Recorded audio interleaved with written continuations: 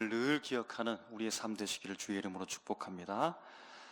이미 오래전 영화가 되었는데 여러분 매트릭스 기억하십니까? 거기에 나오는 주인공 네오가 있는데 이 사람이 두 가지 알약 중에 하나를 선택해야 되면 기로의 선택가 있습니다. 파란 약을 먹게 되어지면 지금까지 살아왔던 익숙한 세계로 그냥 다시 돌아가게 되는 것이고, 빨간 알약을 먹게 되어지면 불편하고 두렵지만 그러나 진실된 진실의 세상을 만나게 됩니다.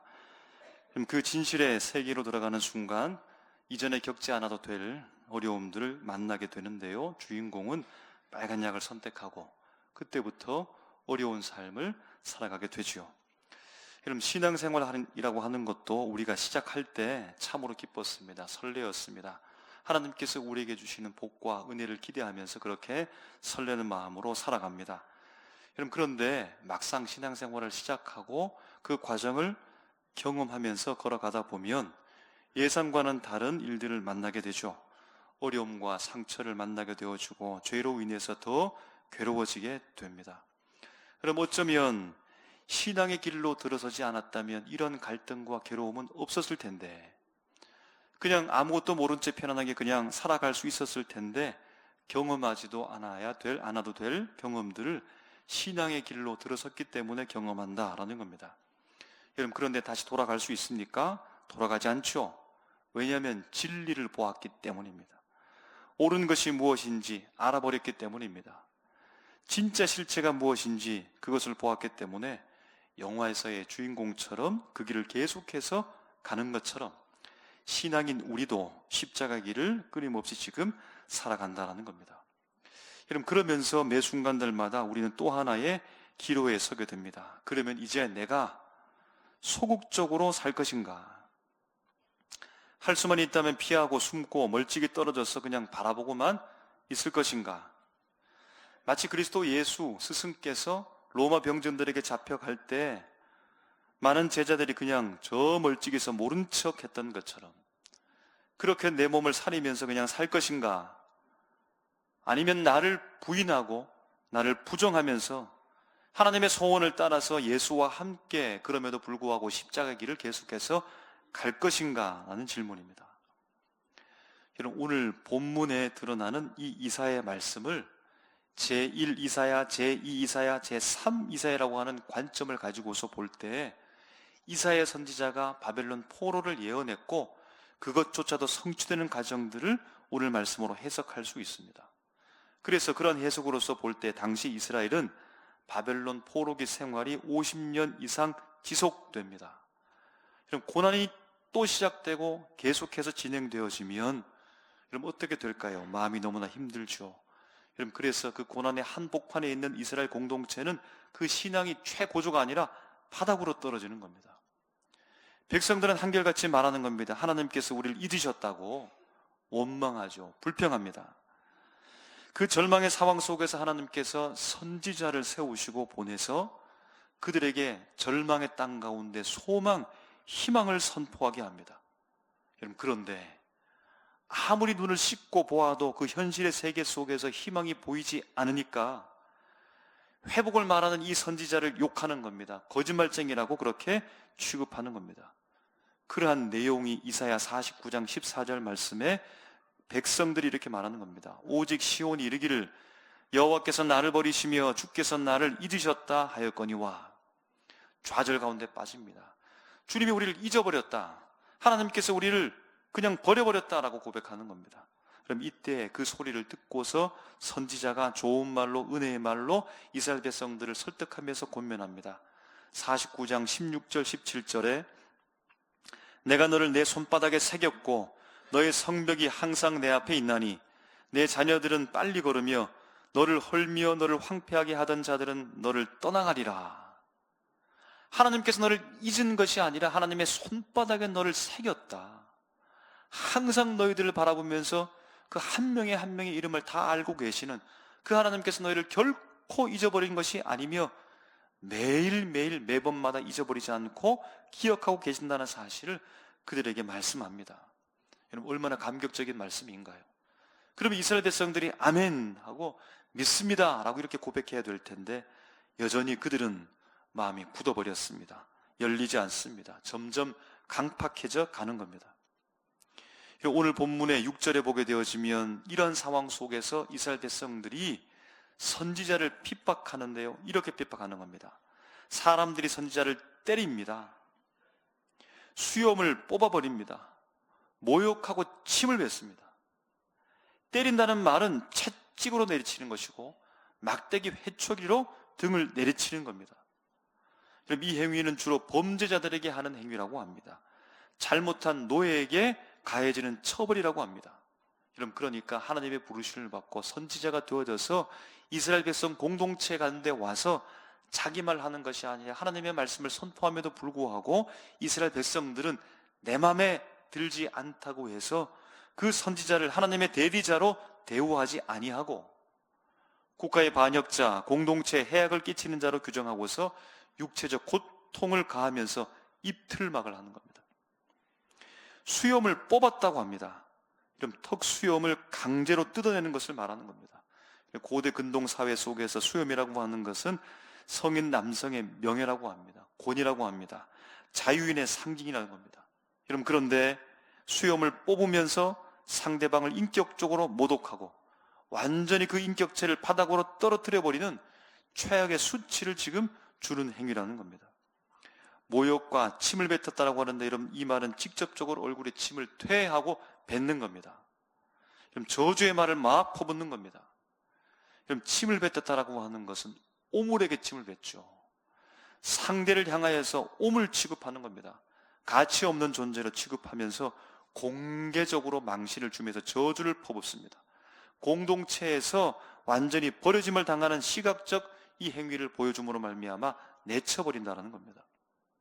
여러분, 이 정도로 모욕을 당하면, 이 정도로 모멸감을 당하면 여러분 참아낼 수 있습니까?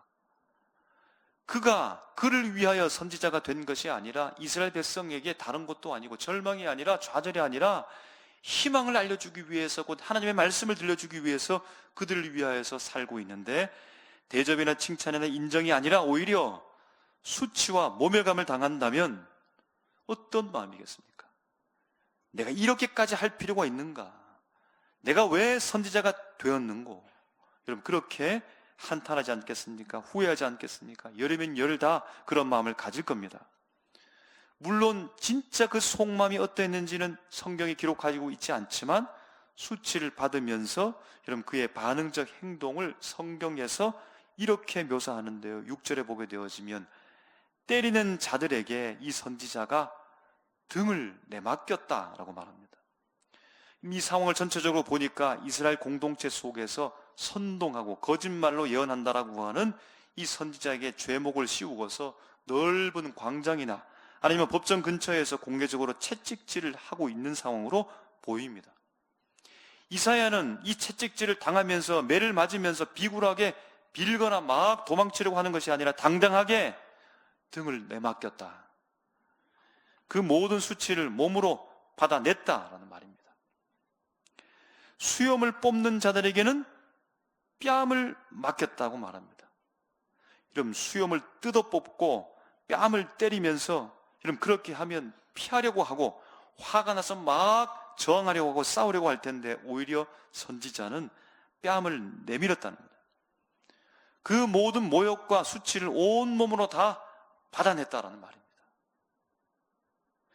모욕하고 침뱉음을 당할 때는 선지자는요 얼굴을 가리지 않았다는 겁니다. 그럼 누군가 침을 퇴하고 뱉으면 피하게 되죠. 고개를 돌리는 겁니다. 손으로 가리는 겁니다. 그럼 그렇게 할 텐데 이 선지자는 그렇게 하지 아니하고 얼굴을 똑바로 들고 그 모든 침뱉음과 저주의 말을 다 들으면서 정면으로 그 모든 것들을 다 받아냈다라는 겁니다. 7절에 보게 되어지면 그 부끄러운 상황 속에서 얼굴을 부싯돌같이 굳게 하였다라는, 당시의 부싯돌은 아주 딱딱한 돌이라고 합니다. 좀처럼 망치로 내리쳐도 깨지지 않는다는 겁니다. 그처럼 돌처럼 딱딱하게 굳은 의지로 그의 길을 간다는 말입니다. 부싯돌이니까 부딪히면 불꽃이 튀는 것처럼 열정적으로 계속해서 하나님의 말씀을 전한다는 겁니다. 마침내 깨어지면 그 돌이 날카롭게 되는데 더 날카롭게, 더 선명하게 하나님의 말씀을 증거했다라는 겁니다.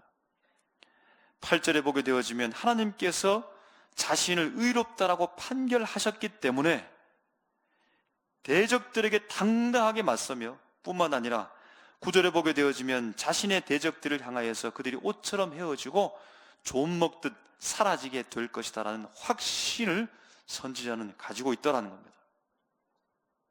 잠잠히 살아가던 선지자를, 무명의 사람을 주님께서 그를 부르시고 선택하여 하나님의 부름 앞에 아멘으로 응답해서 그가 선지자가 되어 이제는 그가 하고 싶은 말을 하며 살아가는 것이 아니라 하나님께서 그 입에 주시는 그 말을 하며 살아가는, 하나님의 뜻을 알고 그리고 담대하게 그것을 전했던 이 말씀에 대한 선포.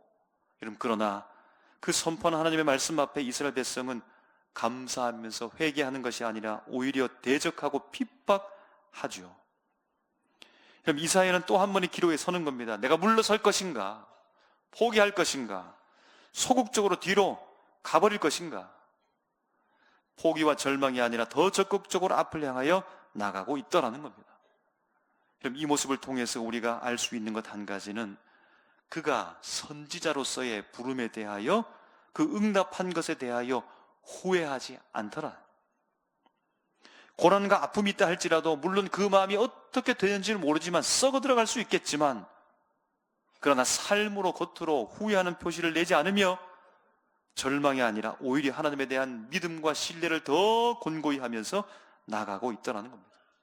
그래서 그에게 주어진 사명을 고난이 있음에도 불구하고 계속해서 감당하고 있더라는 겁니다. 여러분, 이 믿음을 붙잡아 주는 힘은 어디서 온 것일까요? 여러분들의 신앙을 붙잡아 주는 힘은 누구로부터 오는 것입니까? 여러분들이 넘어졌을 때, 힘들 때, 어려울 때 다시 일으켜 세워주는 분은 누구입니까? 우리는 정답을 너무나 잘 알고 있습니다. 하나님이죠. 말씀이죠. 성령께서 우리를 도우시고 예수님께서 우리에게 함께 하시기 때문에 우리가 일어나는 것이죠. 맞습니다. 여러분, 그런데 더 구체적으로요, 더 구체적으로 하나님께서 어떻게 선지자에게 힘을 주시고 계실까요? 우리 인간이 눈으로 보고 이해할 수 있는 그 실체적 힘이 우리 눈앞에서 어떻게 보일까요? 대적들과 당당히 맞설 수 있었던 그 구체적 신앙의 방법, 신앙의 유형은, 그것은 무엇일까요? 도대체 선지자가 어떻게 살아가고 있다는 말입니까? 우리 4절의 말씀을 다 같이 한번 읽었으면 좋겠습니다. 4절입니다. 시작. 주 여호와께서 학자들의 혀를 내게 주사 나로 곤고한 자를 말로 어떻게 도와줄 줄 알게 하시고 아침마다 깨우치시되 나의 귀를 깨우치사 학자들같이 알아듣게 하시도다. 아멘. 여러분, 학자라는 말을 구약 성경 말씀에서 좀처럼 찾아보기가 어렵습니다. 그만큼 귀중한 말씀입니다. 학자들의 혀에서, 혀는 레숀이라고 해서 혀, 말씨, 언어, 소통, 능력을 뜻한다고 합니다. 학자들이라는 말은 배우다, 라마드에서 파생된 복수형 리무딤이라는 말입니다. 뜻은 스승의 지도 아래 철저히 훈련되고 길들여진 제자라는 뜻을 가지고 있답니다. 여러분, 이것을 복수형으로 썼다는 말은 제자 중에 제자라는 겁니다. 학자 중에 학자라는 말을 강조한다는 말입니다. 여러분, 그래서 레숀 리무딤이라고 하면 배운 자의 말, 곧 잘 배우고 잘 길들여진 자의 말이라는 겁니다. 여러분, 이 뜻을 오늘 본문의 문맥에 따라서 다시 한번 풍성하게 해석하면 이렇게 됩니다. 스승이신 하나님께 철저히 길들여진 제자 중에 제자가 하나님께 받은 위로의 메시지를 고통받는 이들에게 정확하게 전달하는 소통의 능력자로 사명을 감당하다. 여러분, 그러면 학자들의 혀가 될 수 있었던, 학자들의 혀가 될 수 있도록 하나님께서 길들이셨다라고 하고 있는데, 하나님께서 어떻게 이 선지자를 길들여섰을까요? 여러분, 4절 후반부에 보면 이렇게 말씀합니다. 아침마다 깨우시되 학자들같이 알아듣게 하시도다. 학자같이 알아들을 수 있도록 주님께서 계속해서 훈련시키셨다. 여러분, 이것은 단순한 청취가 아닙니다. 분별하며 경청할 수 있도록 주님께서 그를 연단하셨다는, 세상에 수많은 소리가 있지요. 바벨론의 위협의 소리가 있지요. 동족의 비웃는 그런 웃음소리가 있겠죠. 그것으로 가득했지만, 그러나 하나님은 이사야의 귀를 예민하게 하시고 훈련시키셔서 세상의 수많은 소음 속에서도 하나님의 세미한 음성을 들을 수 있도록, 정확하게 주님의 뜻을 골라낼 수 있도록, 알아들을 수 있도록 그에게 훈련시키시고 마침내 그 일을 하게 하셨다. 그럼 이 대목에 대해서 칼바르트, 브레바드 차일즈, 월터 브루그만은 제자의 수동성, 제자의 수용성, 경청으로 해석합니다. 선지자는 아침 일찍 하나님과 깊은 교제의 시간을 가집니다. 우리식으로 보면 기도하는 거죠. 여러분, 그런데 그 교제 속에서 선지자가 주도자가 아닙니다. 내가 하고 싶은 그 기도를 1시간 내내 하면서 그렇게 다 쏟아내놓고 끝나버리는 기도가 아니라 주님이 주도하시며 하나님께서 인도하시는 영적 수업을 받으며 청종의 시간을 가지는 겁니다. 주님께서 말씀하시는 것을 계속해서 듣는 시간으로 그 시간을 보냈다는 겁니다. 이는 그러므로 선지자는요, 하나님께 이처럼 철저히 훈련되었던 겁니다. 하나님의 소리를 들음으로 말미암아 이 세상에 일어난 모든 일들에 대해서 분별력을 가지게 되어졌고, 하나님의 진리의 말씀을 전할 수 있도록 힘을 가졌으며 신뢰관계가 형성되어졌고, 그래서 어떤 고통과 좌절과 괴로움 속에서도 굴하지 아니하고 그에게 주어진 선지자의 사명을 끝까지 감당하게 되는 것을 오늘 말씀을 통하여 우리가 지금 보게 되더라는 겁니다. 선지자는 아침마다 귀를 깨우쳐 하나님의 음성을 들었던 것처럼 우리 예수님은요, 십자가를 앞둔 그 밤 겟셋마네 동산에서 철저히 청종의 시간을 보냅니다. 아버지, 나의 원대로 마옵시고 아버지의 뜻대로 하여 주시옵소서. 예수님의 본인 기도, 본인 주도로 기도하는 것이 아니라 자꾸만 하나님의 뜻을 묻습니다. 학자 같은 귀를 열어주셔서 알아듣고 자신의 의지가 하나님의 뜻에 부합하도록 일치시키기 위해서 계속해서 땀을 뻘뻘 흘리면서 그렇게 기도하셨다는 겁니다. 하나님께 길들여진 학자의 혀는 때로는 유창한 말이 아니라 침묵으로 나타나죠. 여러분, 그러니까 학자의 혀를 가진 예수님은 말 잘하는 말쟁이가 아닌 겁니다. 빌라도와 대적들의 온갖 조롱과 거짓 고소 속에서도 이 모든 수치를 담당할 수 있었던, 그럼 그것은, 그 이유는 오늘 본문 8절에서 말씀하고 있는 것이죠. 이미 하나님으로부터 의롭다라고 하는 판결을 받았다. 여러분, 누구에게 판결받기를 원하십니까? 사람에게 인정받기를 원하십니까? 하나님께서 맞다라고 인정해 주시면 그것으로 다 끝난 것이죠. 진리만을 말씀하신 오늘 예수 그리스도께서 그 의롭다라고 하신 하나님의 판결 가운데 세상의 소음에 반응하지 않고 진리만을 말씀하십니다. 레시온, 리무딤, 길들여진 혀의 완성됨을 예수님을 통하여서 우리가 보게 된다는 겁니다. 선지자가 등을 내어주고 뺨을 맡겼지요. 얼굴을 가리지 않았던 그 실제적 상황이, 십자가 처형 과정이 사실은 문자 그대로 똑같이 일어났습니다.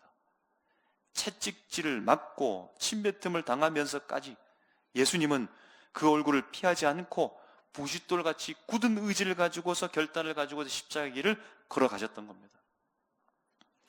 예수님께든 선지자가 아침마다 하나님을 만났던 것처럼 새벽 미명에 하나님을 만나고 아버지의 소리를 경청하며 들으면서, 그러므로 어떤 육체적 수치도 예수님이 그리스도로서의 그 정체성을 꺾을 수 없었던 겁니다. 그 십자가의 길을 막지 못했다는 겁니다. 여러분, 이제 오늘이 종료 주일이며 이 시간 이후부터 고난주간이 여러분 시작됩니다. 어떻게 일주일을 보내실 겁니까? 앞으로의 삶을 어떻게 여러분 살아가실 겁니까?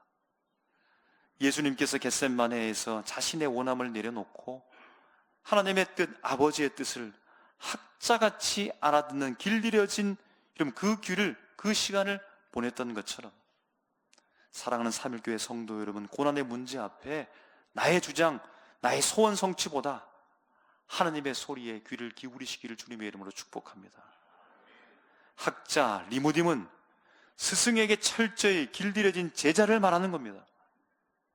선지자가 아침마다 깨우침을 받았고 예수님께서 새벽 미명마다 하나님을 만나셨듯이 사랑하는 삼일교회 성도 여러분, 학자의 귀와 학자의 혀는 단번에 은혜와 은사적 체험을 가지고서 완성되지 않습니다.